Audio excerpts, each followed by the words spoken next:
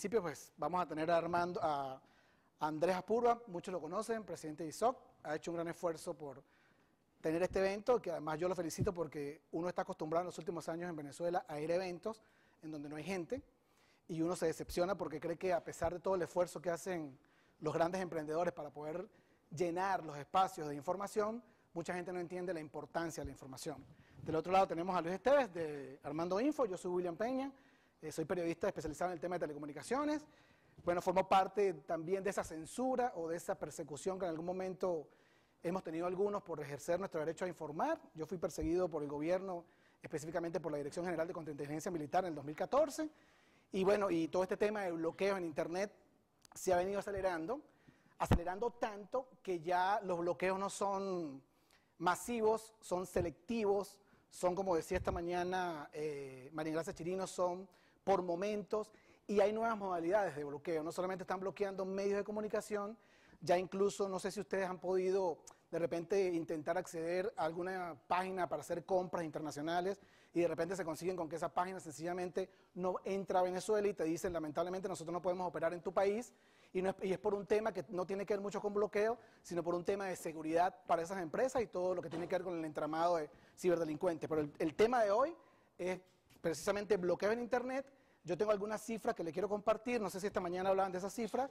En Venezuela, al día de hoy, hay cerca de, bueno, William Castillo, en la única vez que ha dicho, que ha aceptado que ha habido bloqueos en Venezuela, fue en la última reunión del tema de derechos humanos en la ONU, y él aceptó que habían 1000 páginas web bloqueadas, y ya que él aceptara eso cuando era director de Conatel, eso ya fue un gran paso para entender lo que hace el gobierno desde el punto de vista de intención de limitar el derecho a la información, el derecho a la libertad que tenemos todos de acceder a la información.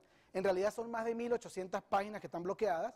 Lo que pasa es que, claro, gran parte de esos dominios bloqueados pertenecen a páginas que tienen que ver con el dólar, específicamente Dollar Today, que trabaja una especie de creación como de unas grid para poder generar muchos nuevos dominios y poder evitar que sea bloqueado tanto y todos los días. Por eso también Dollar Today creó lo que fue la aplicación de Dollar Today, que es mucho más difícil de poder bloquearla, y a través de ella millones de personas pueden todos los días no solamente ver a cómo está el valor del dólar, sino conocer un poco las noticias. Bueno, eso está pasando en Venezuela desde hace mucho tiempo, son más de 1800 páginas web bloqueadas, y hoy en día, pues en el caso de Armando Info, del Pitazo, ha habido bloqueos selectivos, y bloqueos selectivos es cuando el gobierno detecta que hay algún tipo de información que va a salir, que los va a perjudicar, y comienza el trabajo de su equipo para poder limitar el acceso de la gente a poder conocer esa información. El último caso, el más reciente, fue el de Armando Info, con toda la investigación que hicieron sobre el caso de las bolsas CLAP y de todo lo que es la parte no solamente del conglomerado de corrupción que ello implica,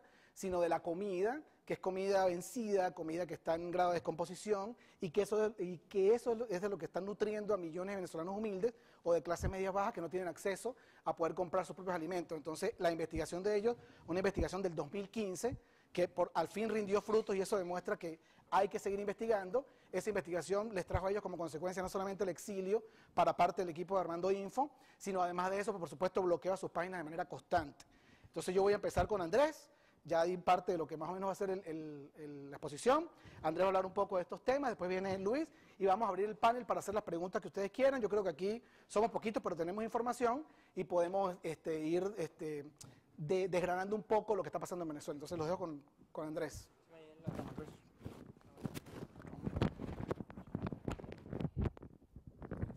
Gracias. Bueno, sí, me voy a poner por aquí. ¿Se escucha?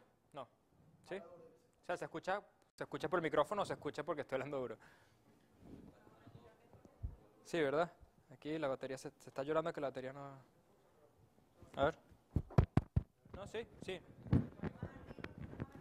la voy a poner más arriba ya. Ok, ¿mejor? ¿Sí?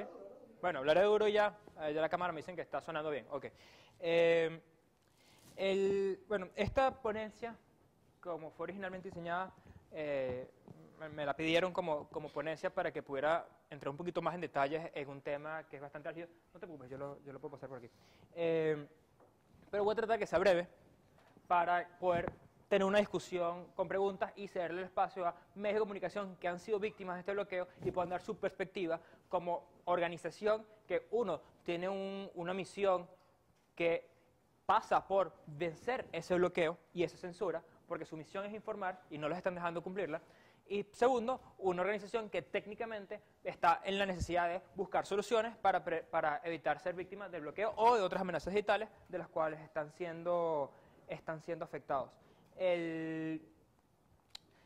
Ahorita tenemos a Armando Info. Es posible que se nos una de otros medios de comunicación que han estado bloqueados recientemente, pero bueno, voy a empezar la charla y yo puedo irme técnico, así que si alguien tiene dudas técnicas puedo hablar técnico, y si alguien se queja de que estoy yéndome muy por las ramas, también avísenme. A mí me pueden interrumpir, yo no soy un profesor ni nada parecido.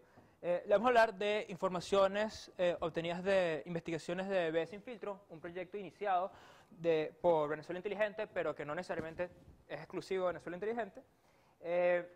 Nosotros utilizamos metodologías técnicas para detectar y documentar los bloqueos en Internet, y colaboramos con otras ONGs para poder compartir información y elaborar reportes.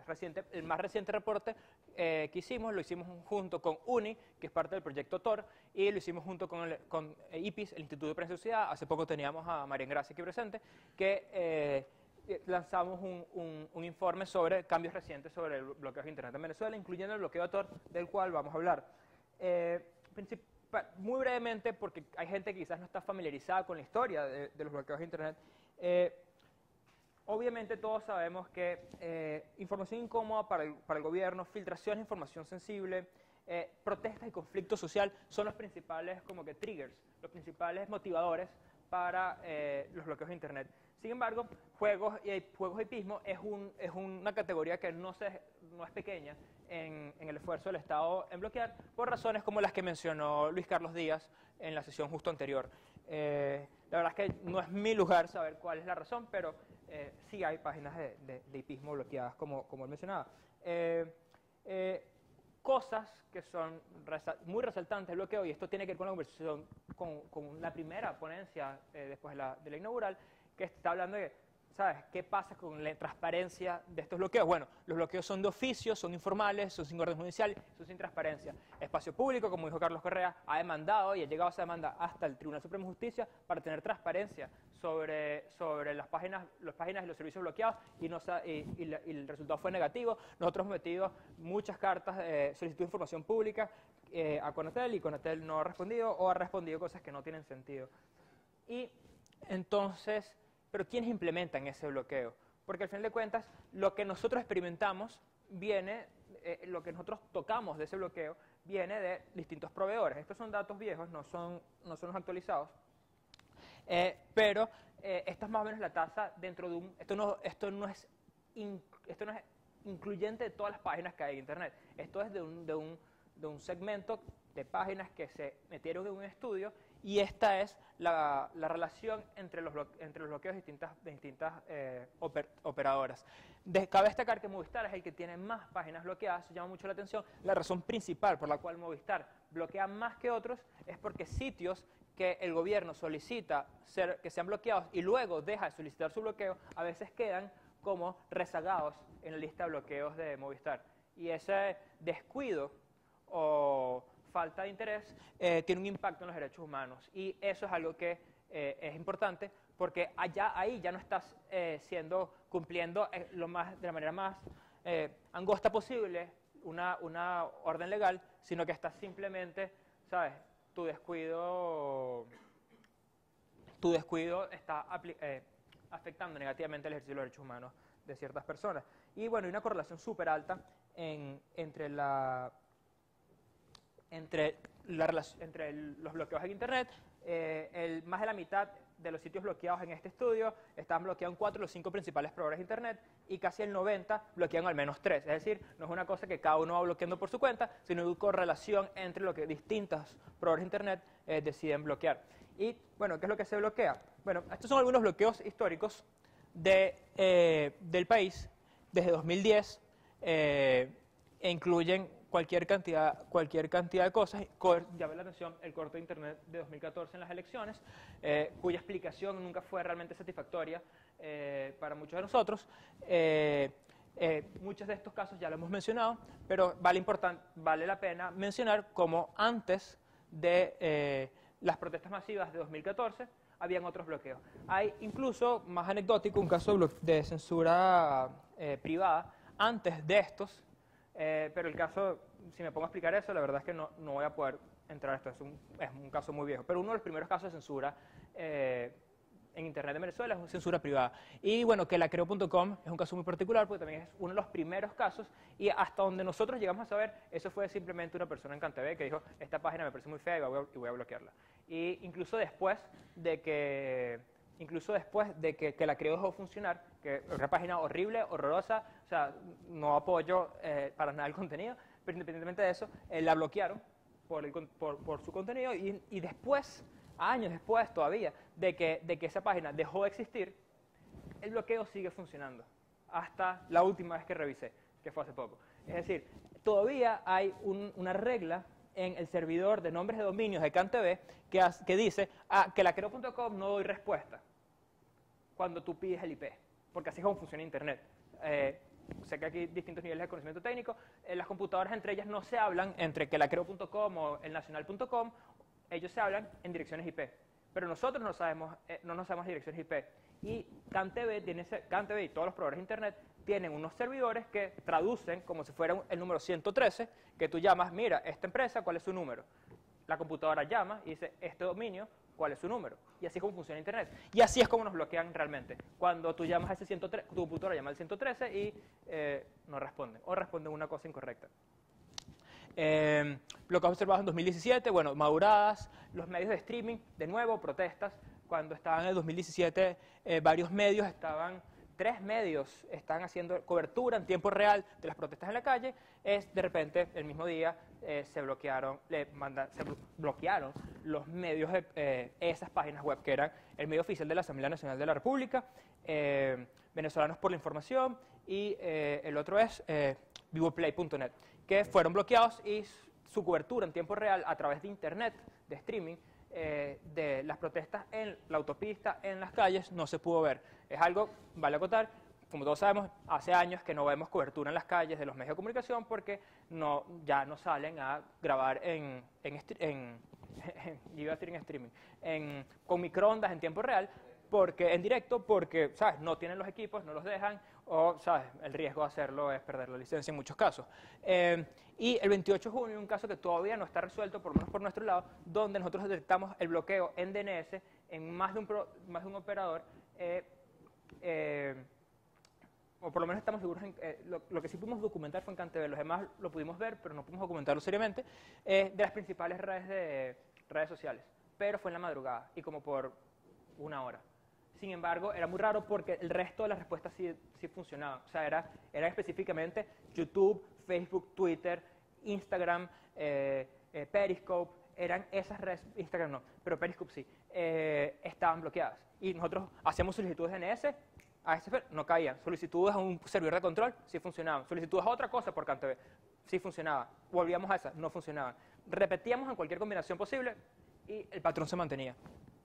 Un rato después se perdió. Eso fue trending topic en la madrugada. Así de raro fue que se volvió trending topic a pesar de que casi todo el mundo está durmiendo. Bueno, estas son algunas de las páginas que han sido bloqueadas recientemente en Venezuela, en 2017 quiero decir. Y ¿qué hemos visto de bloqueos en 2018? Bueno, medios de comunicación importantes, estos son solo algunos. El Pitazo, La Patilla, El Nacional, Armando Info. Bloqueo de páginas pornográficas, ya lo hablamos más temprano, las razones, la verdad, no me competen a mí, pero el hecho del bloqueo de las páginas pornográficas es un hecho. Reddit.com ha estado bloqueado en Venezuela, actualmente está bloqueado en Movistar, ya no está bloqueado en CanTV, ese es otro ejemplo para ese, ese es uno reciente. Y Tor. ¿Cuál es el patrón aquí en 2018? El bloqueo ha sido mucho más sofisticado, mucho más complejo, requiere equipos que no necesariamente tendrían de otra manera si no quisieran hacer este bloqueo. Por ejemplo, esto ya no es bloqueo por DNS, en la mayoría de estos casos. O bloqueo por IP. ¿Cómo funciona eso? Bueno, tú ya tienes que tener un servidor DNS como proveedor y tú lo cambias para bloquear una cosa. Y lo cambiaste, ya lo tenías, no tuviste que comprar nada nuevo, ni siquiera tuviste que contratar a un experto nuevo. Tú tenías ¿quieres bloquear por IP? Bueno, tú ya tenías un router, le instruiste a tu operador de redes que el tráfico de una dirección IP se cayera, se dropeara, como decimos en redes. Y bueno, se dropearon los paquetes y nunca llegaron y estaba bloqueado. Pero estos son bloqueados con unas técnicas mucho más sofisticadas. Si me da chance, voy a entrar allá y si no, pregúntenme y lo respondo si es de su interés. ¿Cómo funcionan esos bloqueos? ¿Qué bloquean? Bueno, más del 75% de las páginas bloqueadas son de audiencia principalmente nacional. El resto son de audiencias internacionales que obviamente tienen gente en Venezuela que la lee, porque no creo que alguien quiera bloquear una página web que solo lean en Japón. Y sea de japoneses para japoneses. Es algo que obviamente principalmente es porque están buscando que la audiencia venezolana no llegue a cierta información, pero en la mayoría de los casos la audiencia principal del medio es venezolana. Casos como Infobae entran en el azul, donde tienen audiencias venezolanas, pero no son principalmente, o sea, la audiencia no es exclusivamente venezolana. ¿Y qué bloquean? Bueno, el 41% de los sitios bloqueados son mercado de divisas. No siquiera voy a entrar porque eso llegaría a ser tema común para todos ustedes. Un porcentaje es blogs. Loterías y pismo es un número que no es despreciable. Algunas de las páginas ya han quebrado por el bloqueo. Redes sociales y medios de comunicación y herramientas de comunicación que valen al 13%. Medios de comunicación es el que más ha crecido, 28%, y bueno, la muy preocupante aumento de bloqueos de herramientas para evadir censura y para impulsar la privacidad. Esto es muy preocupante porque el bloqueo Tor, de hecho, es en mi opinión la medida de censura pública más agresiva y más bracing, la más atrevida que el gobierno ha tomado, porque sabían que iba a haber una reacción muy fuerte a eso, porque la gente que trabaja en los temas de Internet, o sea, ya tiene el chip de que Tor es una herramienta muy, resiste a la censura, resiste a los bloqueos y tiene como un caché cultural importante. Y aún así bloquearon Tor y esto generó muchísimo revuelo, especialmente porque sorprendió que pudieran bloquear a Tor. Voy a mencionar muy brevemente sobre el bloqueo de Tor.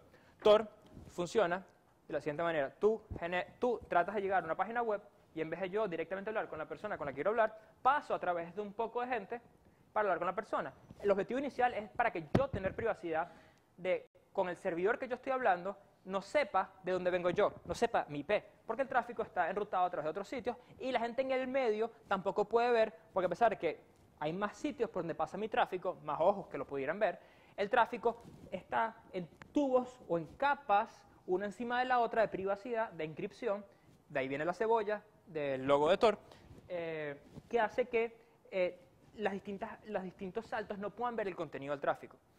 ¿Qué pasa?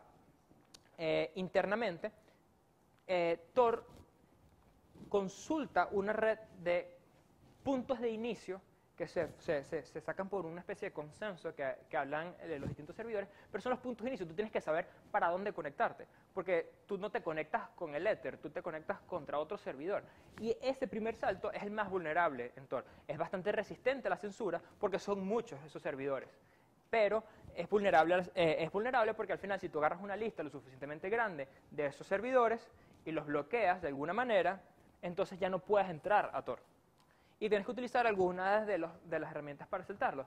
El tema es que en este bloqueo también se bloquearon los puentes que se utilizan para llegar a Tor sin pasar por los enlaces típicos iniciales de Tor. Hay una lista que viene precargada en Tor Browser y esa lista estaba casi completamente en una lista de bloqueo, lo que significa que tú no, incluso agarrando un puente para llegar a Tor sin pasar por los puntos tradicionales, también estás bloqueado. Afortunadamente, hay maneras de conseguir otros puentes que no son tan públicos y la capacidad de un actor que quiera bloquear Tor es limitada para obtener una lista grande de ellos, entonces se puede conectar a Tor de esa manera. Básicamente, es una página donde tú pides unos puentes nuevos y te da hasta 3 y no te da más. Entonces, si soy un actor que quiere tener toda la lista completa, le va a tomar años porque eventualmente va a tener los mismos y los mismos y los mismos simplemente por probabilidad y le va a tomar mucho tiempo porque el timeout para volver a pedir 3 es bastante largo. En particular, este bloqueo, bueno, no se ve el gráfico. Hay un gráfico ahí muy interesante que no se ve, que muestra en qué parte de la red parecía estar cayéndose los paquetes de Tor. Si me lo no quiero entrar en detalle ahorita, al menos que alguien me lo pregunte, porque me podría extender sin darme mucho, sin darme cuenta. Pero el tema es que el bloqueo Tor sin duda es un presagio muy preocupante, porque esa es la herramienta estrella de la comunidad de software libre para evadir censura y proteger la privacidad de los usuarios. Y el que esto haya estado bloqueado es sumamente preocupante. He escuchado, no lo he podido comentar yo, que otros VPN están bloqueados. VPN Opera, entiendo que está bloqueado, sin embargo, hablo de las cosas que yo he podido documentar y yo puedo hablar con seriedad al respecto de eso. Sin embargo, eso me han dicho gente que sabe que en teoría está pasando. Me gustaría tener el tiempo para poder probarlo también. ¿Qué está haciendo la comunidad? Bueno, tratando de informar sobre herramientas de evasión de censura. Por ejemplo, como estaba diciendo Carlos Correa, creo que fue Carlos Correa que lo mencionó, la herramienta Intra de Google, no técnicamente Google, de Jigsaw, que ofrece DNS sobre TLS. Es una manera de conectarse de manera segura y privada, que no es lo mismo, a un servidor DNS de confianza para solicitar las direcciones IP, básicamente, como cuando la gente dice, cambiamos el servidor DNS por 8.8.8 para saltarse la censura, estás diciendo, en vez de llamar al 113, donde me van a censurar la respuesta, el número de teléfono de esta empresa, llamo a un amigo que sí me va a dar un número que es de verdad, porque tiene las páginas amarillas ahí ¿sabes? Y yo confío en él más. Sin embargo, esa llamada podría ser intervenida de alguna manera, no es tan económico o no es tan sencillo, pero se puede hacer. Básicamente, DNS sobre TLS, que es lo que da Intra, es garantía de que estoy hablando con la persona que yo quiero, o sea, que le estoy preguntando en verdad 8.8.8 o el que yo quiera, y que la respuesta y la solicitud se mantienen privadas. O sea, que nadie la va a poder intervenir o me va a poder saber que yo estaba solicitando ese dominio. De hecho, técnicamente, CanTV, si quisiera, poder tener unos registros de qué IP solicitó Pornhub y qué IP solicitó La Patilla y ese tipo de cosas, ¿sabes? Porque técnicamente pudieran, porque tú le estás pidiendo a CanTV esa información. Y no sería mayor complejidad. Bueno, con eso cedo mi tiempo a Luis.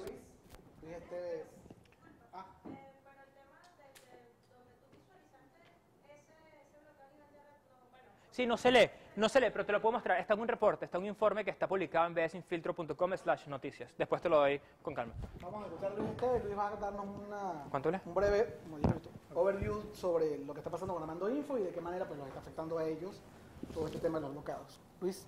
Bueno, muy bien. Quisiera preguntarles cuántos conocen a Armando Info en esta sala. Mira, el 50.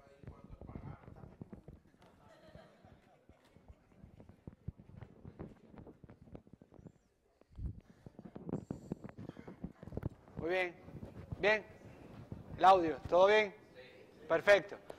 Les pregunto, bueno, me alegra que sea un 50% de la sala. Y les pregunto para tratar un poco de explicar o argumentar qué es Armando Info y de qué modo particular nos afecta a nosotros. Es decir, cuando llegue la gente del Pitazo tendrá quizás algunas variantes, ¿no? Como un medio de comunicación con características diferentes. Pero Armando Info, como la mayoría sabrá, de los que conocen al medio, publica una vez por semana reportajes de investigación. Reportajes de investigación que no siguen la agenda diaria, sino que buscan una agenda propia. Es lo propio que hace un medio como Armando Info.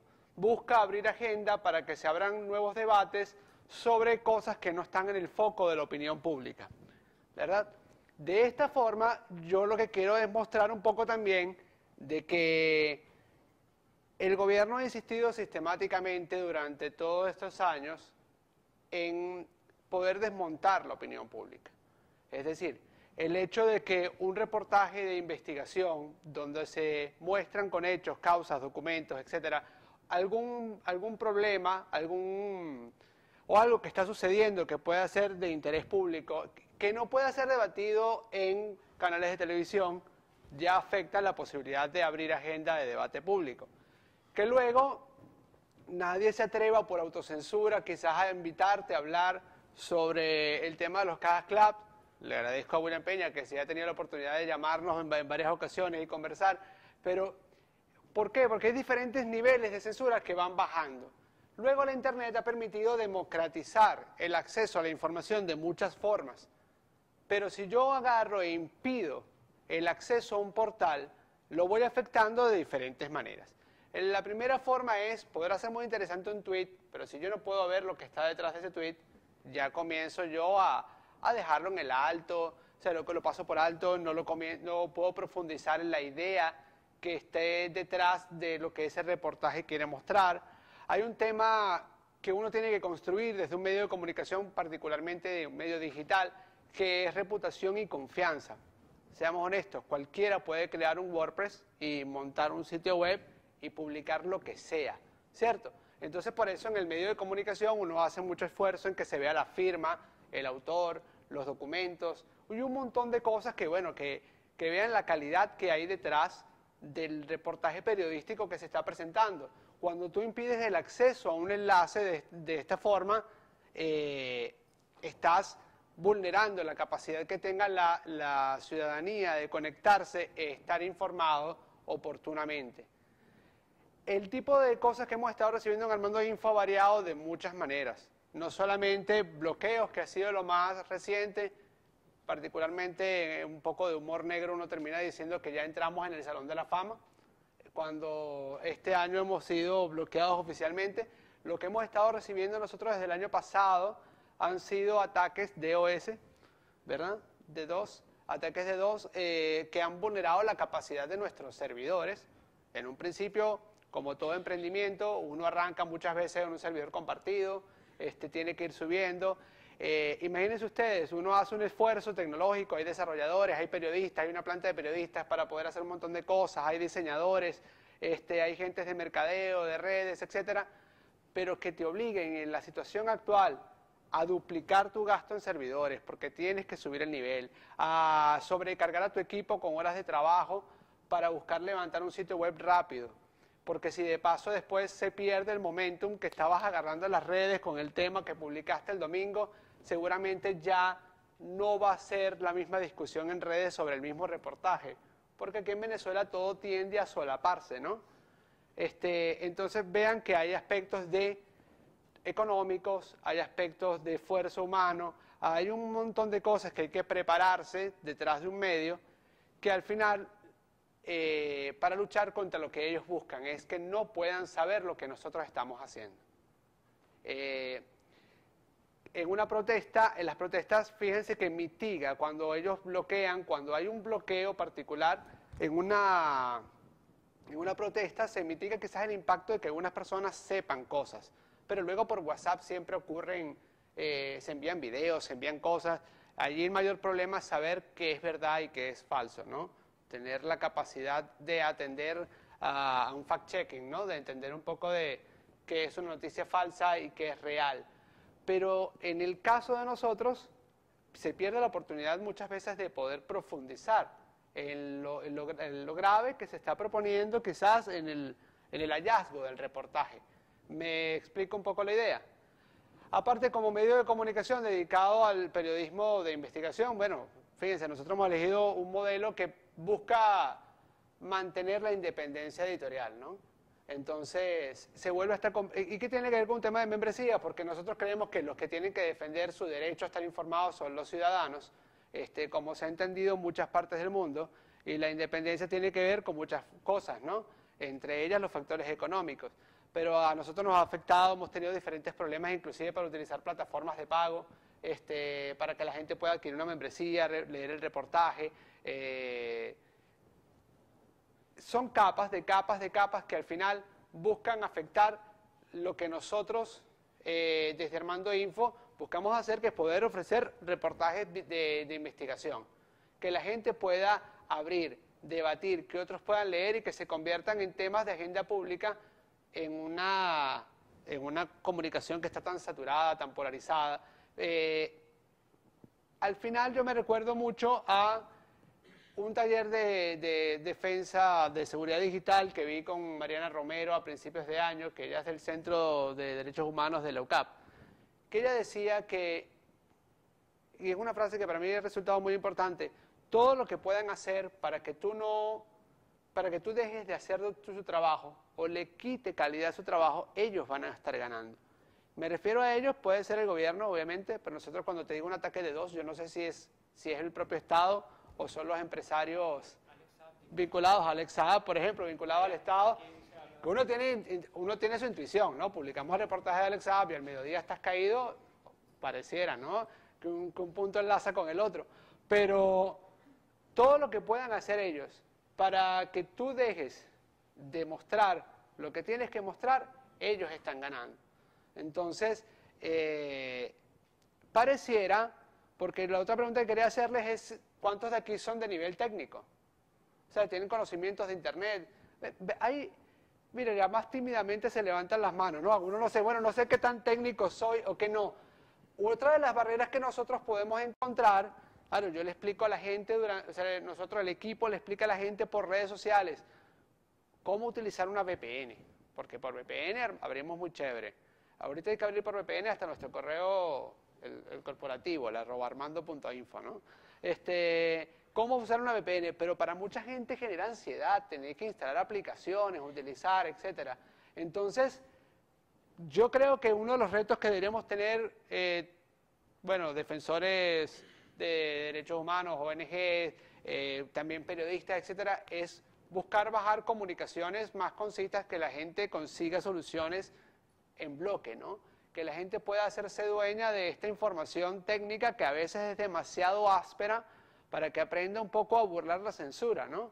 Recordemos que son los ciudadanos los que principalmente deben estar interesados en mantenerse informados y en mantener las condiciones que a ellos les conviene saber, ¿no? Esa es como la gran preocupación. No sé, aprovecho aquí, Andrés, de tantas cosas que han sucedido, hay una duda que a mí me quedaba a principios de este año. Nosotros tuvimos hasta un problema con el certificado de seguridad. Tenemos un certificado de seguridad en GoDaddy, pago por 2 años, pero no tenía 1 año y dejó de funcionar. Llamaba a GoDaddy, peleaba con ellos, volvía a descargarlo, me lo volvían a generar y siempre tenía un problema. Yo nunca entendí por qué no habíamos cambiado de servidor, no habíamos cambiado en febrero. Tuviera que revisar. Podría ser TLS versión 1, el sospechoso ahí. Podría ser una versión del certificado que ya estaba, de la tecnología de criptografía del certificado que ya no está dándole soporte a algunos navegadores. Es interesante porque llega un punto que ya uno no vaya a distinguir entre qué tan sofisticado y rebuscado puede ser un ataque que uno puede estar recibiendo. Es una cuestión de aprendizaje, pero también creo que de sensibilizar a la ciudadanía, de saber todo lo que puede haber detrás, no solamente para que busque leer y defender, sino para que sepa cómo complejiza el hecho de estar comunicado, porque los medios tienen que reforzarse de maneras que quizás en un principio no pensaban que tenían que reforzarse. Gastos en servidores, quizás en algún momento vas a tener que tener a alguien dedicado a seguridad digital, ya no a desarrollo, y bueno, digo en un momento porque también eso depende de cosas, presupuesto, etcétera, pero afecta en muchas aristas y en muchas versiones, y los golpes pueden venir, digo golpes por manera de afectarte, el impacto puede venir de muchas maneras para que tú no puedas llevar a cabo lo que quieres, que es poder llevar información a las personas para que ellas puedan sembrar debate, abrir opinión pública, ¿no? Buenísimo. Bueno, vamos a abrir el panel. Yo voy a comenzar haciéndole 2 preguntas a Luis. Primera pregunta, Luis. ¿Por qué cuando van a lanzar una noticia que ustedes crean que va a tener mucho impacto desde el punto de vista de acceso de los usuarios, no tienen capacidad, por ejemplo, para duplicar valga la redundancia, la capacidad del servidor y poder evitar de repente que un ataque de 2 pueda afectarlos? ¿O cómo pueden hacer eso? Y segundo, cuando ustedes tienen un ataque, ¿cómo trabaja el equipo? ¿Qué hacen? ¿Cómo es el entorno de Armando Info en ese momento cuando te das cuenta que te atacaron?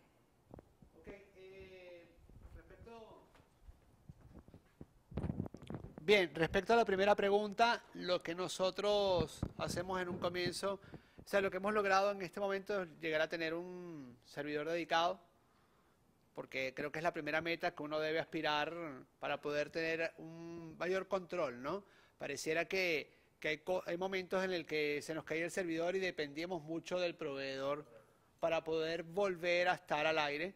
Entonces un servidor dedicado nos ha permitido esto, también tener un servidor espejo, porque si se cae uno puede redireccionar al segundo servidor, entonces es menor en la cantidad de tiempo que vas a estar fuera del aire, fuera de línea, y protegerse con escudos como Project Shield. Ha sido el tipo de cosas que hemos estado buscando para tener más control de lo que sucede, es decir, ha sido un aprendizaje sobre el camino también, para tener más control sobre lo que sucede y poder nosotros responder de una manera más rápida.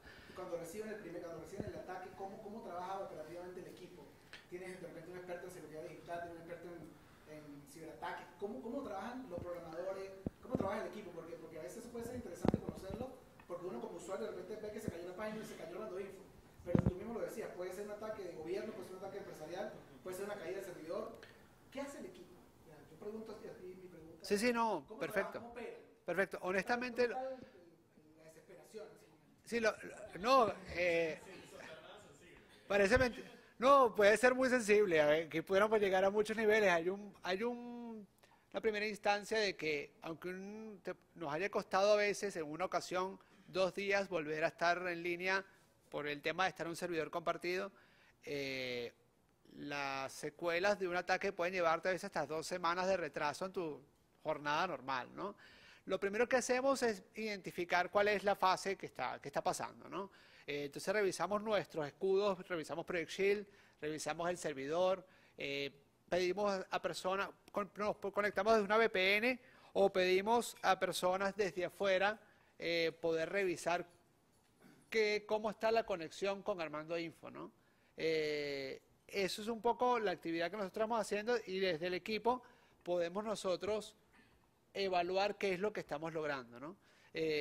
Tomar decisiones en función del caso, si es un ataque de DOS, si es un bloqueo, porque creemos que lo primero que debemos hacer es poder asegurarnos de qué está sucediendo antes de comunicárselo a las personas, ¿no?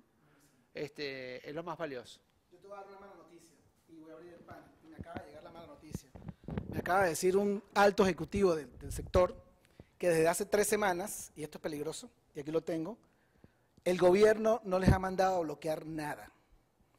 Y me dice que lo terrible de eso es que tal vez el gobierno ya esté tan sofisticado que no necesita a los operadores para bloquear páginas, sino que el gobierno se va a dedicar ellos mismos a hacerlos a través de sus equipos. Con esta información que me acaba de llegar, abro el panel. La primera pregunta.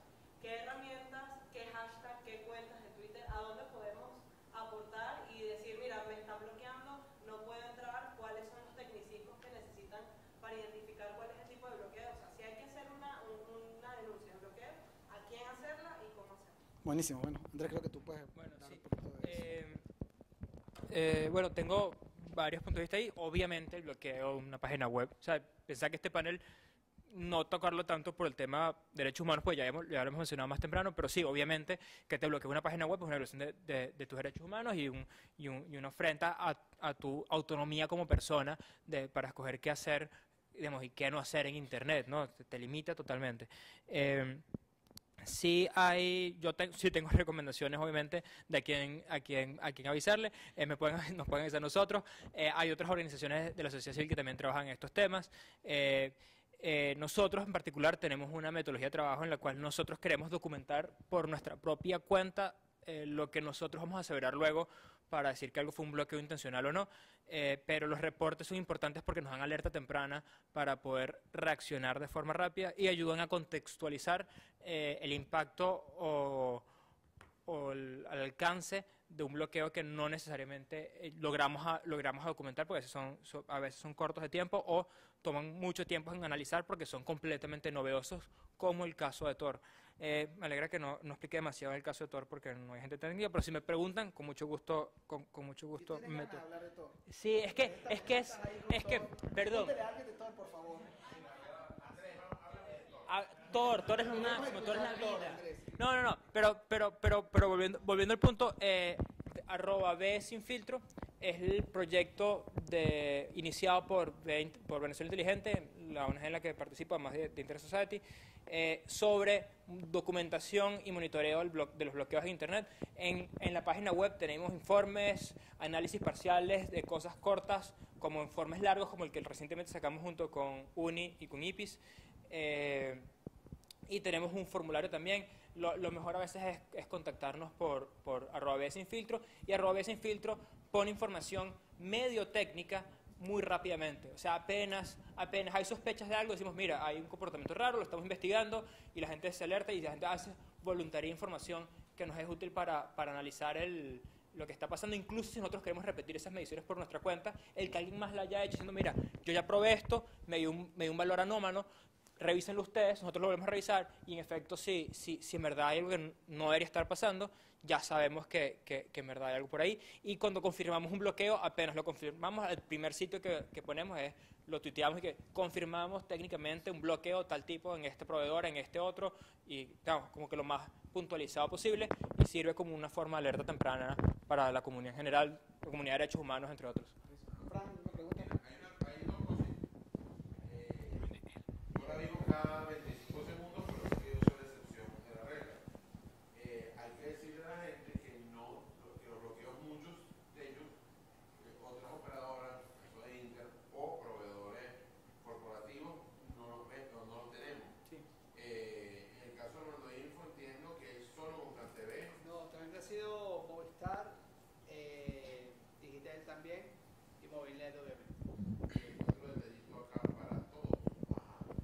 Si yo vengo diciendo desde hace como 3 años de que este procedimiento es inconstitucional, que es un juicio sumario, que se vuelve el derecho a la defensa, que se vuelve la Constitución, ¿qué podemos hacer los usuarios para sumarnos a ustedes, Mando Info, a Villa, al caso de Bartudec, amigos y enemigos que tienen, para apoyarlos? Sí, es parte, yo creo que del reto. El asunto es, bueno, el periodismo no hay, un periodismo por lo general no suele ser, los periodistas no suelen ser activistas, más allá que activistas de la información y activistas de la transparencia, ¿no? De poder comunicar. Pero sí resulta indispensable, a mí una opinión personal, yo particularmente no soy periodista, ¿no? Pero una opinión personal de que medios, ONGs y la sociedad civil debe preocuparse por incentivar la defensa del derecho a estar informado. Porque si no lo defiende la gente, y al final me da igual si pude entrar o no en un enlace para conocer lo que un reportaje o una noticia estaba publicando, entonces pareciera que es un esfuerzo que hacemos en vano. Mira, en ese punto tienes toda la razón. Y eso es un tema cultural. ¿Tu pregunta? ¿Tu nombre, por favor? Esa fue una pregunta que yo abarqué en otro de los módulos, que fue cómo evadir el bloqueo de todo. Vale, el bloqueo, voy a tratar de hacerlo breve, porque sé que no le interesa a todo el mundo esta parte. El bloqueo de Tor, como ocurre con IPs y puertos específicos, independientemente de la metodología que se implementa, la manera más sencilla para evadirlo es que no siempre se está sintiendo. Ahorita creo que no está activo el bloqueo de Tor, o la frecuencia con la que lo percibes es baja. Pareciera que hay unas razones que explican por qué a veces, como decía IPIS, algunas cosas parecen estar bloqueadas y a veces no. Eso es una sutileza que podemos entrar en otro momento. Pero el punto es que te metes en BridgeDB, buscas BridgeDB en Google, básicamente, Bridge puente de B de base de datos y te van a dar una lista de puentes. Cuando abres Tor, si tienes la última versión, la 9, te da la opción de configurar tu conexión a Tor. Si tienes una más reciente, vas a esperar a que fracase la conexión a Tor y te va a salir algún botoncito de configurar. Y pegas esos puentes en una sección que te dice utilizar mis propios puentes. Y básicamente esos puentes no van a estar en la lista de identidades IP puerto que están siendo bloqueadas y de esa forma no vas a percibir el bloqueo, no vas a sentirlo, porque no está en la lista, porque no se están bloqueando los protocolos de Tor ni los protocolos de los puentes que ofuscan el tráfico Tor. Básicamente eso significa que el tráfico no parezca que es Tor, para que si alguien lo ve, no sepan que estás usando Tor para bloquearlo o para meterte en rollos, pero el IP que acabas de pegar no está en esa lista, lo más probable. ¿Tu pregunta? Nombre. Yo pienso que es interesante mirar la otra óptica o el otro lado de la moneda. El otro lado de la moneda es el gobierno, efectivamente, ya he mirado en algunas ocasiones que decir por qué. No es, digamos, que se toma una política y es una política intencional, según algunos discursos o análisis discursivos que terminan de no decir que muchas de esas noticias que se toman incluso violentan muchísimas veces el propio elemento regulador como tal y violenta a su vez también generando conflicto en el otro lado. Yo digo como gobierno, Sí, sí. si me permite, en todo caso, estoy siguiendo la normativa interna que se estableció aquí, ¿verdad? Entonces, fíjate, me parece que es interesante que lo digan y que puedan decir que parte del bloqueo, por ejemplo, yo puedo hablar del dólar today, es uno de los que más se puso, que generaba el dólar today, cómo se trató ello, cómo violentó algunas leyes que nosotros podemos escribir una a una y que además no estaban aquí, se reciben como denuncia, porque el procedimiento legal, que se llama el procedimiento judicial, de que se habla del procedimiento administrativo, no es que el gobierno llegó y dijo, bueno, vamos a llegar y vamos a bloquear porque no me gusta el tipo, porque Pero está eso generando protesta, porque está generando, no. Hay todo un soporte administrativo, hay todo un soporte de denuncia y ese soporte de denuncia, que no es nada más aquí, va por la violación del reglamento de responsabilidad social, etcétera, sino que tiene que ver con la propia legislación de Estados Unidos, son ellos quienes lo toman y terminan incluso de decir si se bloquea o no se bloquea. O sea, valdría la pena que te pasearas por ese canal y que lo pudiéramos expresar, porque pareciera ser que la visión es solamente que nosotros, bueno, vamos a bloquear para que nadie conozca lo que está ocurriendo en el país. Bueno, pero Y me parece que del otro lado, y con esto culmino, lo estoy colocando en la mesa, de acá el debate, sí, ¿verdad? claro. Lo coloco en la mesa, que del otro lado, que está aquí el efecto mediático, por ejemplo, esa información que usted decía la compañera que participó anteriormente, habría que ver si el constructo es verdad, o el constructo del país será que nosotros tengamos que afirmar, el gobierno, además le doy la buena noticia, de que el gobierno llegó y va a tomar la medida de bloquear y no va a necesitar ni empresarios, sino que va a ser sofisticado. O sea, eso es, digamos, lo estoy colocando en la mesa sin ninguna veracidad, inclusive real. Yo pudiera decir que estoy trabajando con un constructo que termina diciéndole al otro, teniendo una información que de pronto no puede ser real ni puede ser subjetiva, y yo creo que se trata precisamente de esta discusión. Cuando muchos de esos han sido bloqueados, no te voy a decir todo, yo no voy a entrar en algunos que no conozco en detalle, que seguramente lo pusiera ahí, por eso hablo expresamente de TREN, que se ha colocado, que hay denuncias que están allá en el ente regulador, y en el ente regulador se pasó por allá, se planteó, está la denuncia, hubo soporte, ahí es donde nosotros podemos hablar, porque lo hubo. A que no me parezca que ese es el procedimiento administrativo, etcétera. Que no te han dado alguna respuesta, las anoté.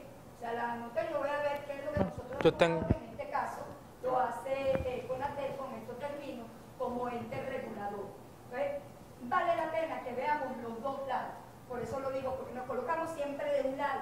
El lado bueno de que el otro no tiene memoria histórica, el otro no tiene identidad, el otro no sabe cómo tratar. O sea, entonces borras del contexto, la contextualización sociológica, borras al otro que también existe. parecieron interesantes, que tenemos que evaluarlos, no están ahí, pero que los diste, y lo pude ver con los demás, con Movistar, etcétera. No lo llevamos también, pero vale que veas este otro lado Sí. que se está planteando. Vale. Ya antes de que tú tomes la palabra, solamente una sola cosa puedo decir yo que soy moderador. Constitucionalmente, todo lo que hace Conatel para censurar cualquier página web no está en ningún marco legal. Y lamentablemente, desde el año 99 que se hizo la Constitución y el marco legal que se preparó a través de diversas leyes que fueron creadas por el gobierno, crearon una legalidad superficial para poder, a través de esa legalidad superficial, poder hacer lo que tú estás diciendo. Poder decir, yo te voy a bloquear, te voy a censurar, te voy a meter en la cárcel porque el artículo 45 de tal ley que creamos nosotros me dice a mí que yo tengo que meterte preso porque tú estás haciendo esto. Entonces, Sí. esa parte histórica es muy importante que también ustedes del lado del gobierno, y me parece buenísimo que estén aquí porque lo ideal es debatir y de que ustedes también la entiendan, porque legalmente, y ojalá estuviese aquí Carlos para que me diera base a eso, constitucionalmente, la única manera que tú tienes derecho a bloquear un web en cualquier parte del mundo es que tengas primero una medida judicial, y lo decían esta mañana aquí, segundo, que sea contenido que tiene que ver con violación, con crimen, y cuando tú, en el caso del muchacho que metieron preso porque tuiteó una cosa que era pública, que tenía que ver con un vuelo de un funcionario del gobierno que está preso, eso no es legal. Entonces, cuando hablamos de legalidades, tenemos que irnos a todo para entenderlo todo. Y en el caso de asumo mi compromiso, mi responsabilidad, en lo que acabo de decir, de que a partir de ahora el gobierno va a bloquear de otra manera, yo creo que la fuente que lo está diciendo es una fuente que tiene credibilidad en Venezuela, que soy yo, y él me conocen en el sector, y saben que todo lo que yo he escrito, gracias a Dios, siempre ha sido verdad. Entonces, yo me remito a mis fuentes que siempre han sido súper confidenciales, súper veraces, para decir que ya el gobierno, y lo estamos viendo desde las últimas semanas para acá, ya no llama, ya no manda listas. Ya el caso de Armando Info, el caso del Pitazo, son ataques o bloqueos directos que vienen del gobierno o de un empresario a través de una fuente de gobierno. Ya no dicen tú Net1, tú Inter, tú Movistar, toma la lista, bloqueame la página web de William Peña. Ya no te necesito, ya lo voy a hacer yo directamente. Con esa introducción, doy paso. Vale. ¿Cómo es que es tu nombre? Disculpa. ¿Cómo es que es tu nombre? Solo para dirigirme a ti con Magalis. Magalis. Bueno, Magalis, mira, primero que nada, te aplaudo muchísimo por hablar. Sé que a veces puede ser intimidante un espacio que se puede percibir como que está en tu contra y hablar en público. La verdad es que aplaudo que hayas querido expresar tu opinión. Estos foros necesitan más participación del Estado. Hemos invitado a muchos paneles a miembros de la administración pública. Algunos no han podido venir, otros no han querido venir, pero el espacio se les abrió. Yo estoy muy contento de los miembros de la administración pública que están en el foro, y esto lo estoy dando como organizador del foro, no como panelista, y en algún momento puedo entrar en detalle en todos los esfuerzos que hicimos para traer gente de la administración pública y hacerlos sentir bienvenidos, incluso si los temas de conversación no son los más bonitos y bonitos. Aquí, por ejemplo, Casetel tampoco se sintió demasiado a gusto cuando estaban reclamando muchas cosas, ¿sabes? La idea es que haya un diálogo, incluso con las cosas que no nos gustan escuchar, y si con cosas que tenemos perspectivas distintas. Es importante que podamos conversar. Gracias por unir y gracias por tu pregunta. Intervengan, por favor, si se me olvidan detalles, porque era una intervención larga, pero muy valiosa. El primer punto es que no hay transparencia sobre ¿cómo es que se llama el sistema de procesamiento de páginas? Una cosa así es que le dicen internamente en Conatel, ¿no? ¿Cómo es que? Procesamiento de páginas, algo así. Procesamiento de páginas. El sistema de procesamiento de páginas es completamente opaco. Yo he ido a Conatel, yo conociendo gente en Conatel y teniendo buenas relaciones, teniendo buenas relaciones profesionales con gente en Conatel, yo he ido y he entregado mis cartas firmadas por mí, con mi nombre y mi cédula, pidiendo la información, que no me han dado la respuesta. Ni siquiera por mencionar las demandas para tratar de tener esta información. Tipo, yo he ido y he entregado mi carta, dirigí a distintos directores de Conatel. Al actual no, la verdad, yo creo que eventualmente perdí las ganas de seguir insistiendo. Pero distintos el estándar internacional para proteger los derechos humanos con respecto a bloqueos es que el bloqueo, y corrígeme si soy un abogado experto en derecho internacional o derechos humanos, no se intenta bloquear una página sino después de orden judicial, cuando es un delito grave, después de que se intenta cualquier otra medida. Y ¿sabes? Y no es algo que surge por motivación propia del fíjate que mencioné también que había censura privada en Venezuela. De hecho, el primer caso de censura en Internet del cual conocemos es un caso de censura privada. Obviamente es secundario, muy secundario frente a la censura pública. Pero en Venezuela, digamos, casi todos estos casos son cuestiones administrativas y el CONATEL de forma administrativa decide sancionar con bloqueos, pero digamos, nunca hay una orden judicial. Una orden judicial es cuando hay un juicio por un lado el Estado y por el otro lado la defensa. Y la defensa tiene la oportunidad de presentar su posición. Y no solo se consideran los derechos de la persona que se está defendiendo, sino los derechos de los usuarios de esa plataforma, que también sus derechos estarían vulnerados en el caso del bloqueo. Entonces, yo no soy ningún extremista. Yo creo que hay razones válidas para bloquear algunas páginas web bajo algunas condiciones específicas, pero digamos, en Venezuela se bloquea muchas más páginas que en cualquier otro país. Eso ya de por sí nos debería llamar la atención. Eso no creo que estoy diciendo algo que es controversial, ni siquiera dentro del gobierno, o sea, sinceramente. Muchos de los casos que están aquí, o sea, por lo menos lo que yo presenté está documentado por nosotros, técnicamente. Les puedo explicar cómo funciona incluso esta documentación técnica. Obviamente ustedes saben que están bloqueados porque en muchos casos ustedes trabajan en esa área. No sé si trabajan en esa área, ojo, estoy asumiendo muchas cosas, pero se trabaja integralmente, fino. No conozco los detalles de cómo verá esa parte. ¿Algo que se me está escapando? Sí, la verdad es que estoy súper feliz que hayas expresado tu opinión. Estoy en desacuerdo, obviamente, pero Qué bueno que estén aquí. Yo de verdad los felicito porque tengo años que no tengo ningún tipo de relación con CONATEL y de los últimos 5 para acá menos. Y antes era un ente muy técnico, muy profesional, también es importante decirlo, que tenía un personal muy calificado. Lamentablemente la política se entronizó y desde hace mucho tiempo es más político que técnico. Pero hay gente muy valiosa, porque yo conozco gente muy valiosa de CONATEL y gente muy técnica que le dio un gran valor a esa comisión durante los 18 y 19 años que tiene. Y yo de verdad te felicito por venir, me parece buenísimo porque aquí tenemos que debatir y cada día sería mucho mejor que hubiese más gente con la visión que ustedes pueden tener para uno también entender esa parte o poder debatir, porque al final del día lo importante de todo es conocer ambas visiones y chévere de que tengan el estudio. Un paréntesis, Sí. por eso quisiera dejarme claro. Tiene muy profesional, por supuesto con visión política como la Como todo el mundo.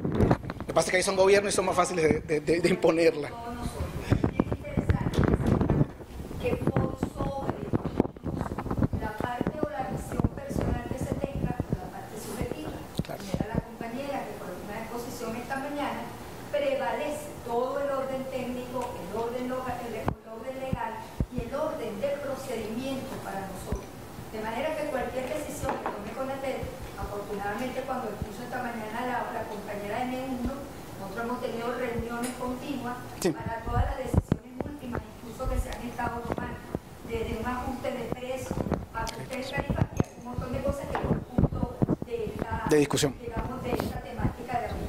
Pero quiero dejarlo ahí para que no se cuele el ruido y quede, por favor, que CONATEL, bueno, ha prevalecido la política, no prevalece todo un orden profesional y gente que está ahí con mucha dedicación. Y bueno, gracias por la invitación. Efectivamente tenemos al compañero Antelita, además fue ponente. Sí. No, y tienen más representación que esa. Y esperemos que sigamos teniendo. Hay varios.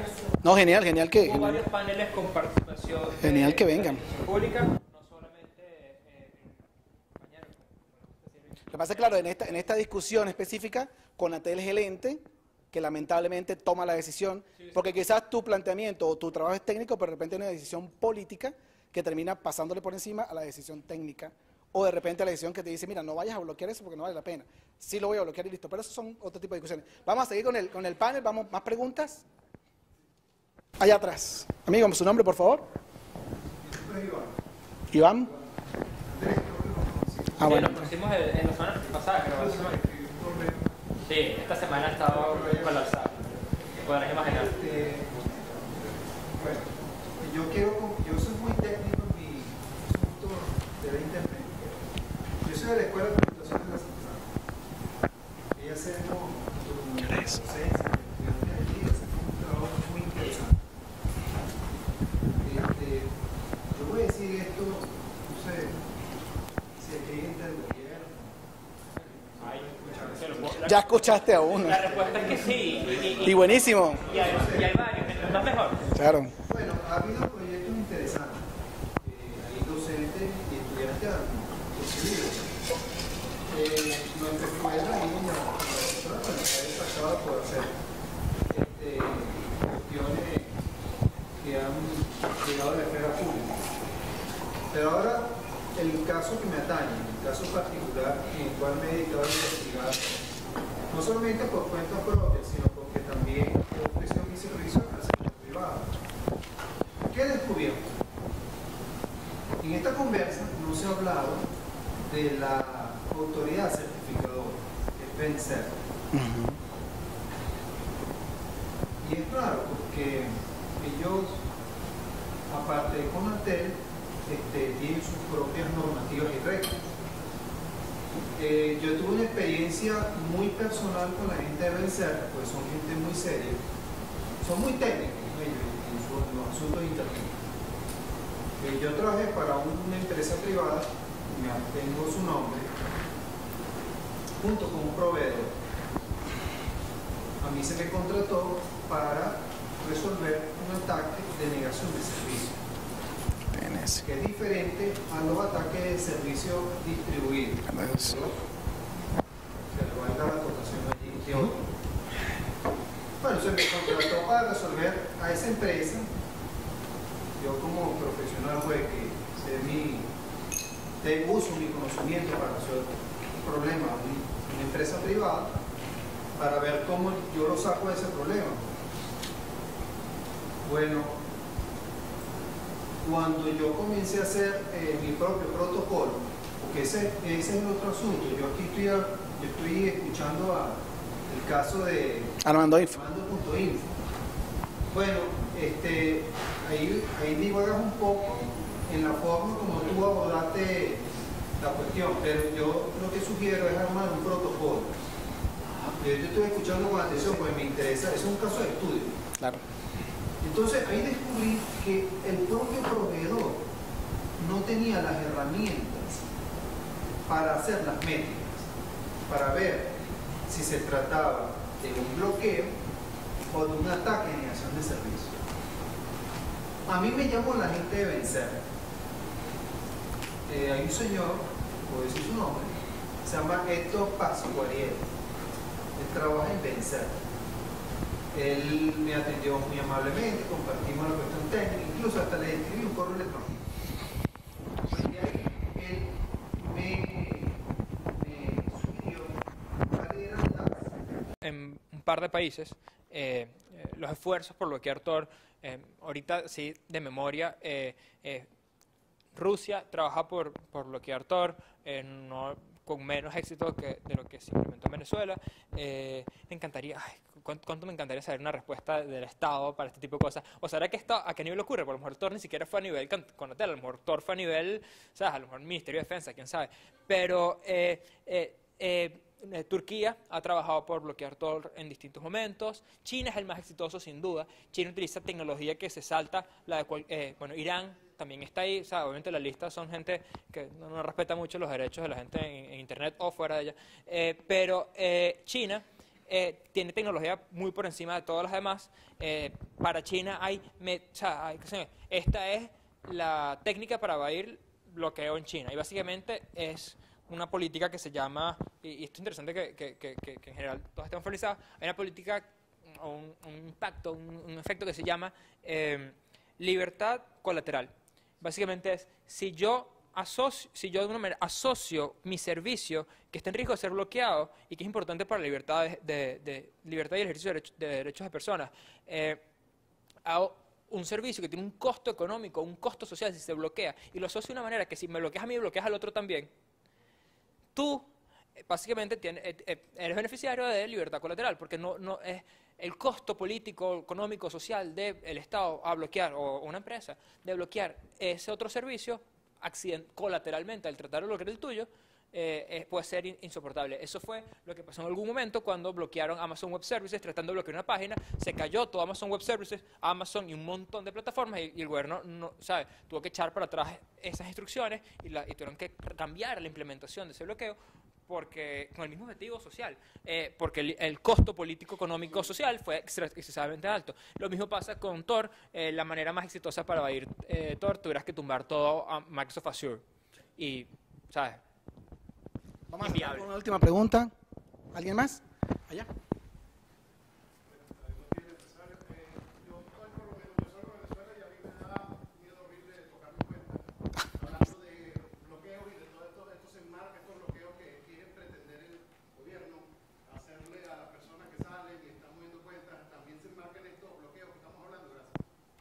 Bueno, no sé. Sí, tengo brevemente, lo que tú escribes son bloqueos también, no son el foco, o no han tomado tanta atención de nuestra investigación por nuestro lado, porque no, digamos, aunque se vulneran derechos de personas al implementarse esos bloqueos, los derechos económicos o el derecho a aprovechar de servicios de lo que estoy contratando, o digamos, la banca que estoy teniendo. ¿Cómo estás? Qué bien. Minutos a César Batis. Sí, esos son bloqueos. Me encantaría estudiarlos más a fondo, los queremos empezar a documentar, y no son los primeros casos de bloqueo para tráfico exterior. La página del TCJ está bloqueada para gente afuera, la página del CNE está bloqueada para gente afuera, con razones variadas. Sí. Yo le voy a dar 5 minutos a César Batis del Pitazo. Bueno, él nos va a dar de repente un overview de lo que es el tema de bloqueo, cómo ha sido bloqueado el Pitazo. Y bueno, y con él vamos a cerrar. César va a hablar 5 minutos y cerramos el panel. César, cuéntanos un poco. Buenas tardes y bueno, disculpas por haber llegado a esta hora, pero se complicó la tarde con otros compromisos. Bueno, la historia del bloqueo del Pitazo comienza el 8 de septiembre del año pasado. Nosotros salimos al aire con elpitazo.com.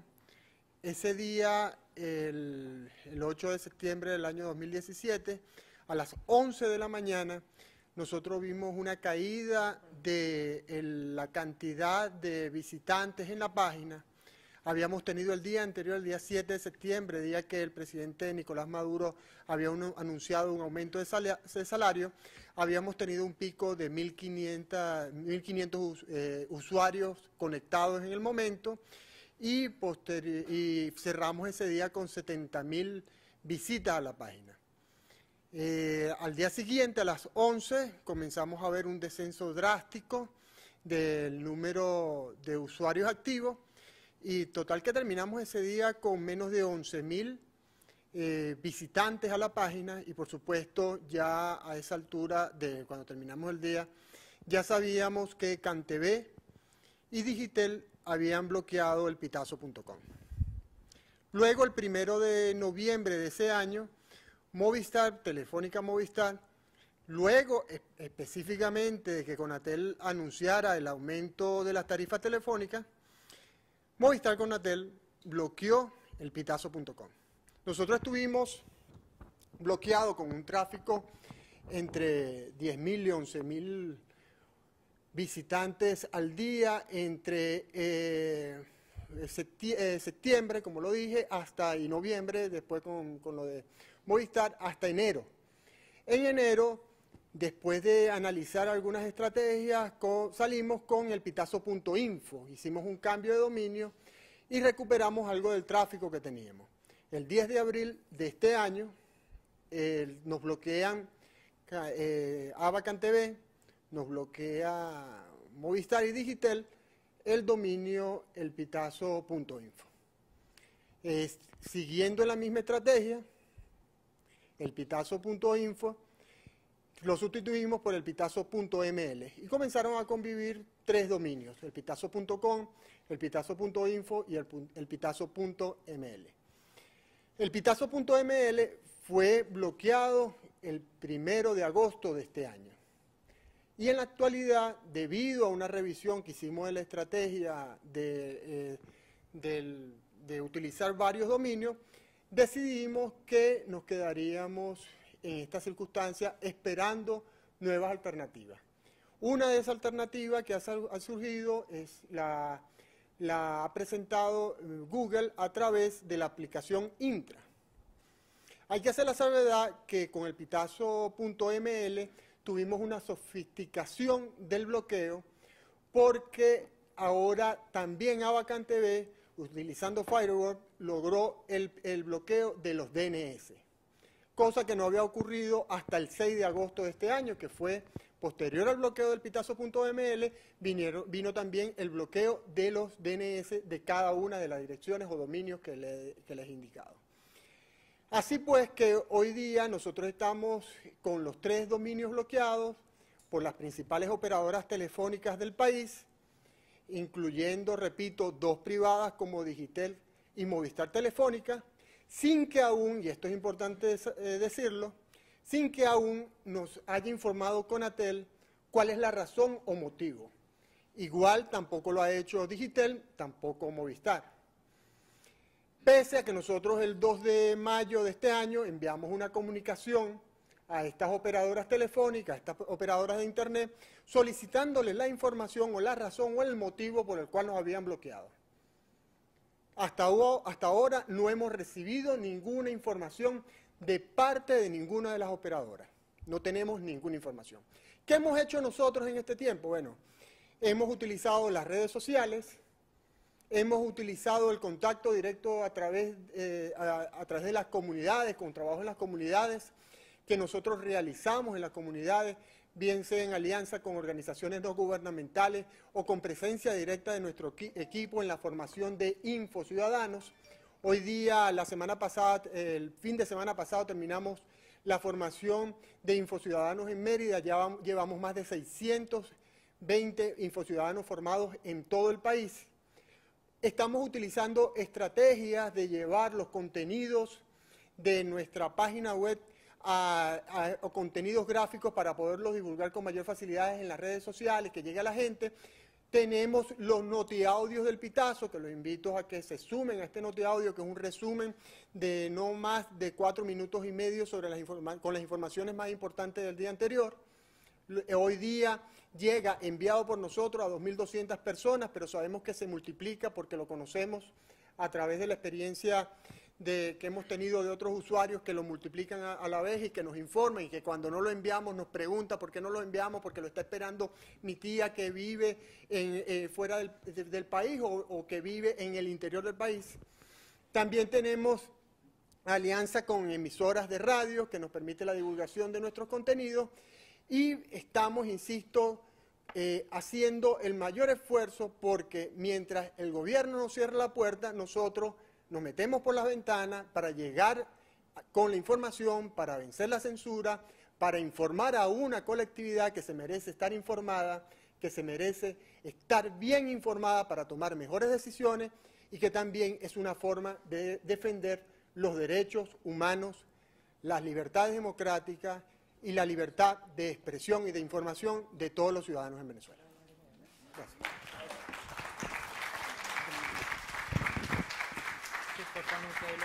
César, bueno, gracias César.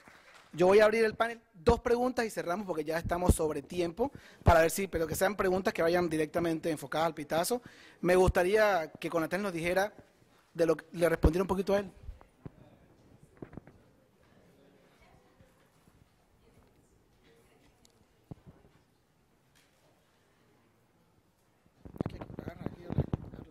Buenas tardes. Gracias. Ya estamos próximos a concluir. Es formidable poder encontrarnos aquí en este espacio multipartito. Soy miembro fundador de lo que ha sido ahora, este es el cuarto encuentro. Han habido 3 que nos han precedido en esta historia y ojalá próximamente tengamos una 5ª edición y están todos cordialmente invitados. Con relación al tema que acaban de comentar, nosotros estamos en otras mesas y en otras tareas, incluso nos correspondió ser ponentes. Y la declaración que voy a dar, o mi opinión, mi pregunta, la hago como usuario final de Internet, ¿verdad? Y no como funcionario público o con ninguna responsabilidad, ¿ok? Es muy importante que aclares. No, por ahora no tengo ningún cargo, solamente trabajador en Conatel. No, en serio, no lo tengo porque tenía una responsabilidad, pero ya no la tengo en este momento. Fíjense, sin tomar, la posición que voy a decir es de usuario final. ¿Por qué los bloqueos? En todo el planeta existen bloqueos de los DNS. Mi posición siempre ha sido, y Andrés lo conoce porque lo hemos debatido mucho en la comunidad, es que Venezuela precisa, y cualquier país debería tenerla, una jurisdicción para que los bloqueos, cuando existan, cuando se hagan, contemplen los principios, como por ejemplo el debido proceso, conocer las causas, conocer claramente las razones por las cuales existe un bloqueo de tal naturaleza, en fin. Hay algo que en el modelo de gobernanza de Internet se conoce como el uso responsable de los recursos críticos de Internet. Nosotros estamos en un foro de gobernanza de Internet. Por lo tanto, nosotros tenemos que hablar corresponsablemente del uso responsable de Internet. Por ejemplo, uno de los temas que hoy mismo se están debatiendo en Barcelona tienen que ver con la cibercriminalidad, tienen que ver con la instigación al odio y al asesinato, tiene que ver con crímenes tan horrendos como la pedofilia, la pornografía infantil, la trata de personas, el terrorismo en todas sus formas y manifestaciones. Todo ello configura una expresión que termina, desemboca en una dirección de nombre de dominio, en el DNS. Y eso, lógicamente, obliga, de hecho, las Naciones Unidas emite una resolución en la que insta a los estados partes de la ONU a que legislen con relación a cómo intentar regular eso. Venezuela, como todos los países de este planeta, es signataria de la Unión Internacional de Telecomunicaciones, donde también existen disposiciones para ello. Y en el modelo de gobernanza de Internet, sí lo que hay que reconocer y lo que nosotros como usuarios finales debemos exigir a todo evento es transparencia. Es transparencia. Porque al fin y al cabo, cuando usted tiene un sitio web que te ofrece un servicio, te ofrece servicios, el usuario final que hace uso de esos servicios al ver que un sitio está bloqueado y no tiene acceso a ellos, se está afectando el derecho de ese usuario. ¿Sí o no? Se afecta el derecho de ese usuario. Un derecho, por ejemplo, el derecho a la información. Ese es un derecho. Pero en materia de derechos, hay unos derechos que privan sobre otros. Por ejemplo, el derecho a la vida. El derecho a la vida no puede estar por encima del derecho a la información.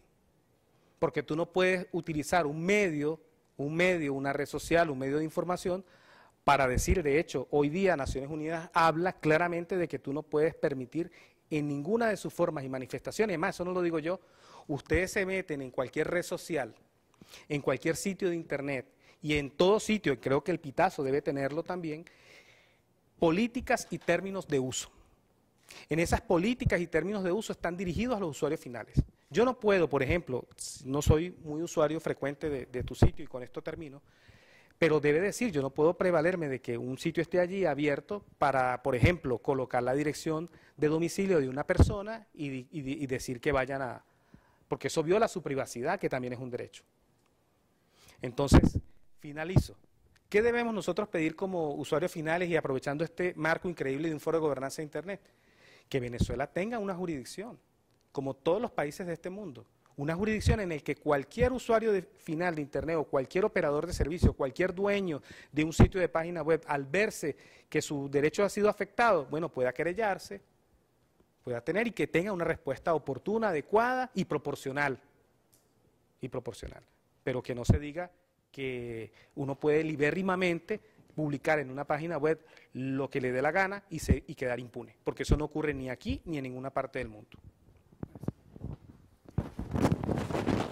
Ya, vamos cerrando. ¿Alguno de ustedes va a contestar algo? Un comentario, dos comentarios y yo cierro. Bueno, ya, vamos a cerrar, Vamos cerrados. Alexis, gracias por tus comentarios. Yo estoy de acuerdo, obviamente hay una jurisdicción en Venezuela y el marco legal venezolano aplica sobre las personas que están en el territorio venezolano. Eso no es discutible. Más allá, ¿qué impactos tiene eso sobre el Internet? ¿No? Porque al final de cuentas, yo puedo estar, si yo cometo un delito, eso no significa que me tengan que bloquear una página web porque yo cometí un delito, ¿sabes? Si yo cometí un delito, ¿cuál es la sanción de ese delito? Me llevan a juicio o la sanción administrativa que sea correspondiente, y si es una multa, ¿sabes?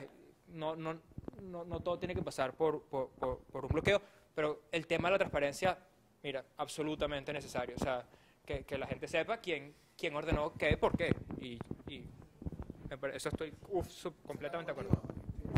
Bueno, en verdad que lamento, lo repito, lamento haber llegado a esta hora, por no haber aprovechado para haber escuchar y conocer muchos de los aspectos que aquí se han tocado y la experiencia de nuestros colegas de Armando Info que también han sido bloqueados y atacados. Bien, pero bueno, voy a poner en orden cronológico cómo ocurrieron los hechos para el primer bloqueo y para el último bloqueo. Y ustedes saquen las conclusiones. El domingo, el bloqueo el 8 de septiembre fue un viernes. Es decir, que el domingo debió ser un día 2, ¿verdad? 2 de septiembre. El 2 de septiembre nosotros, o 3, no importa. Bueno, el domingo anterior al 8 de septiembre, nosotros publicamos un reportaje firmado por la periodista Sugeli Tejero, que antes ya había publicado algo así en Contrapunto, tema por el cual tuvo que salir del país y hoy vive en República Dominicana. Y ella escribió para nosotros, desde fuera del país, un reportaje sobre los primos testaferros de Diosdado Cabello. El día jueves, este reportaje fue primera página del diario Tal Cual, que todavía imprimía en papel, porque una de las formas del Pitazo de vencer el bloqueo también ha sido el uso de alianzas con otros medios. Y entonces, como hoy tenemos una alianza con el diario Tal Cual y publicábamos en papel. El diario Tal Cual publicó en su primera página este reportaje con uno de los títulos muy típicos del diario Tal Cual. Ese día, el día jueves, luego de que el martes ya le habían hecho una visita a Teodoro Pekov, los alguaciles del juicio que le llevaban en los tribunales, o que le llevan, bueno, a Teodoro Pekov no, porque ya lo sacaron de ese grupo por problemas de salud, pero el día jueves, por segunda vez en la semana, visitan a Teodoro Pekov para hacerle unas preguntas, pero Teodoro Pekov lamentablemente tiene un problema de salud que le hace inconveniente o imposible poder mantener una conversación. Total que eso ocurre antes del bloqueo. Eso ocurre el jueves, el día viernes estamos nosotros bloqueados. Antes del tercer bloqueo del Pitazo.ml ocurre lo siguiente. Publicamos que Adrúbal Chávez, es vicepresidente de PDVSA y nombrado presidente de Citgo, la visa le fue rechazada en Estados Unidos y tenía que salir del cargo.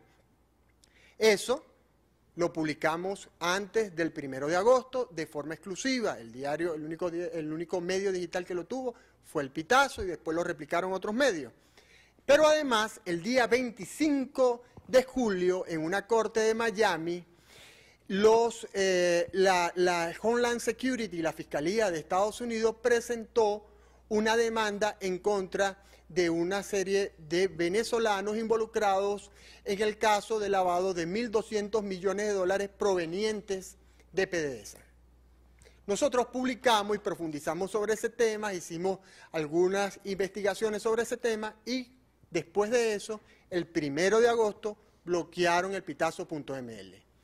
Señor Alexis, yo estoy totalmente de acuerdo con lo que usted dice de respetar las reglas del juego, de cumplir con las leyes, de cumplir con el ordenamiento jurídico y cumplir con el debido proceso.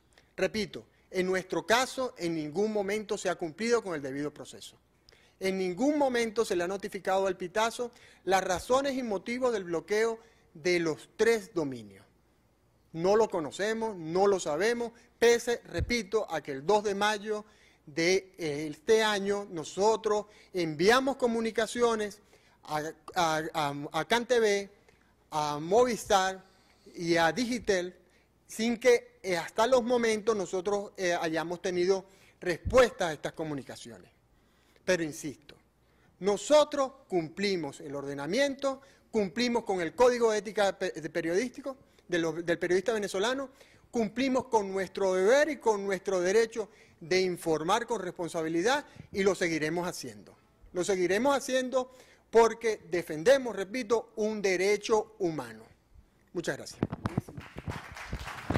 Bueno, ya yo voy a cerrar. Primero voy a dar las gracias al panel. Se tornó interesante la discusión, sobre todo por la participación de funcionarios de Conatel, me parece buenísimo. Y yo solamente voy a cerrar este panel diciendo que ojalá y no haya más páginas bloqueadas. Y que las páginas que sean bloqueadas haya un debido proceso, sea por una causa criminal, que tenga que ver con pornografía infantil, que tenga que ver con un delito de violación, pero no porque pensamos distinto. Porque yo creo que cuando este país cambie, porque creo que va a cambiar, nosotros, si llegamos a obtener ese cambio, tenemos que ser muy generosos en permitir que los que hoy gobiernan, si son oposición, puedan tener derecho a tener sus páginas y a publicar lo que ellos quieran y a tuitear lo que ellos quieran, siempre y cuando defiendan la libertad de todos para poder escribir dentro de los marcos legales lo que queremos. Muchísimas gracias a todos y que pasen muy buen día.